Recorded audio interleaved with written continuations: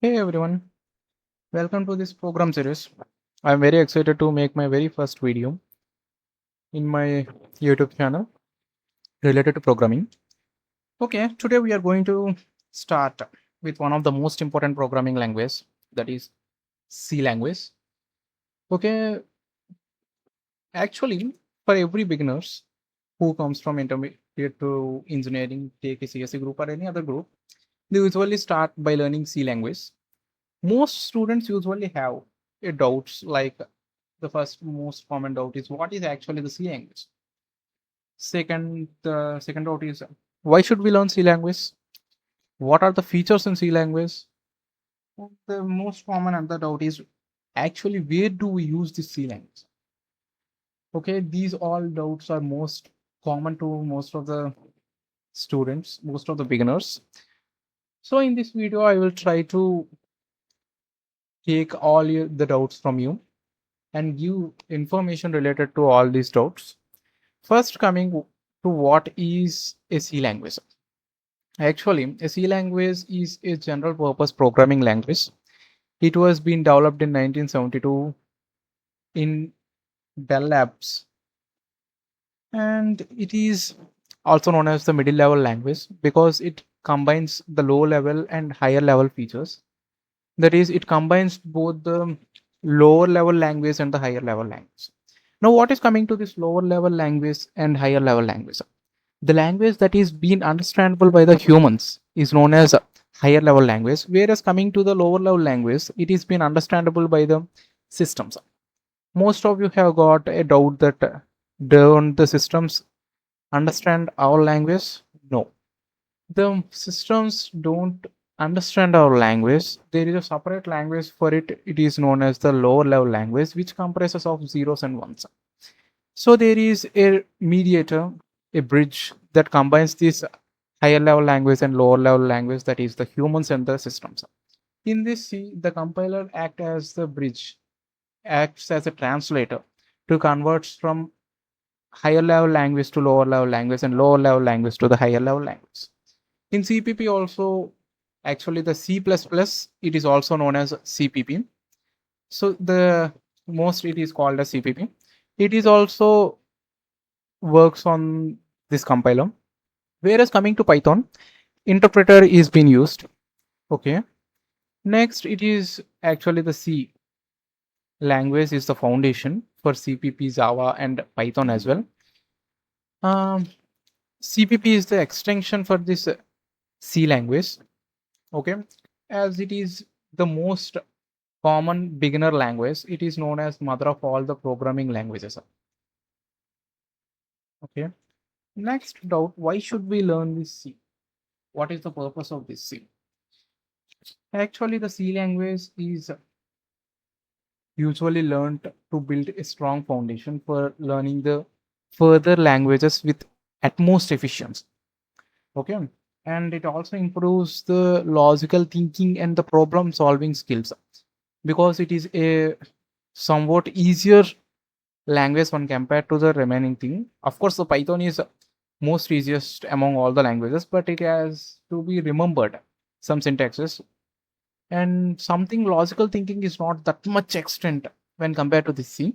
So we can improve this logical thinking as well as the problem solving as we go further into depth into the uh, knowledge of the programming, like what are the variables, what are the data types, what are the tokens in C, what are the different logics, what are the syntaxes. Actually, I have forgotten about the syntax. Actually, syntax. What is meant by syntax? Usually, C are written using some rules. Those rules are known as syntaxes. We are going to learn the syntaxes in the further videos in detail, and it is also and the next it is used help us to understand the memory management and the execution process. As of now, we don't have any sort of idea on this memory management and the execution process. I will go in detail in the further videos about this, but as of now, get a knowledge that it is used to understand this memory management and the execution process, and also it is mostly helpful to understand what is meant by pointers as well. Okay. This is the reason why we should learn this C language. Next, coming to the features of this C language, we have already discussed. It is the most simpler language when compared to the remaining. In addition to improving our logical skills as well, and it is also been well structured. And the next feature is it is fast execution, efficient performance with the low level memory access. It allows us to use only the low level memory. Okay, this helps us to increase the fast execution. The fast execution when compared to the remaining languages is because we have already discussed that it is very close to this mission level language. Okay, next, coming to the portability, it is somewhat more portable when compared to the remaining languages because uh some okay, remaining languages are somewhat been restricted to portable, but this whereas this C language can be portable to different systems and we can run it on the different systems, whereas CPP also can be portable, but some of the restrictions are been there. We will discuss about what are the restrictions, what is the difference between the C and CPP when we further move to the language of CPP language.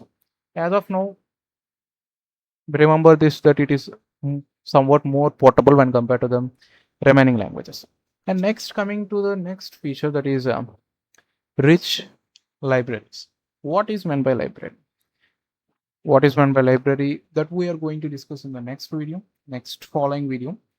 I will in detail explain about what is libraries. For as of now, the basic idea is that the syntaxes, the keywords that we use in the program is being extracted from this library.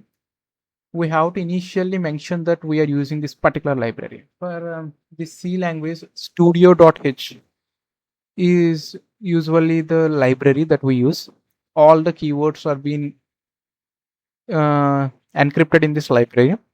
So when we use these keywords in the program by mentioning that we are taking these keywords from this particular library, the program will execute. If we forgot to mention the library, then it will show it as it was not been mentioned in this particular library of, or if you change the name of the library, then also it will pop up there like this.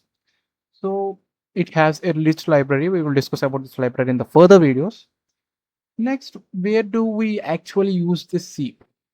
Actually, most of the programs are being created to solve the real world problems. In CPP, it is much more helpful to solve the real world problems when compared to C, as the security when compared to the C, CPP is more secure.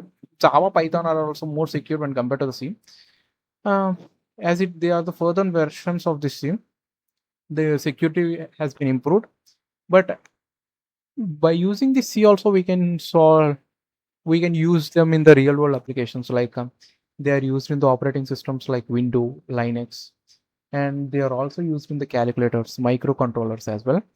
Next, the networks and base databases also been using the C language in device drivers, compilers, and MySQLs. Next, most students know these games and the real games. Usually, most students try to get high performance in their games. They are very dedicated in it. It is also been achieved by the C program, and the industrial applications are also being done by using the C language.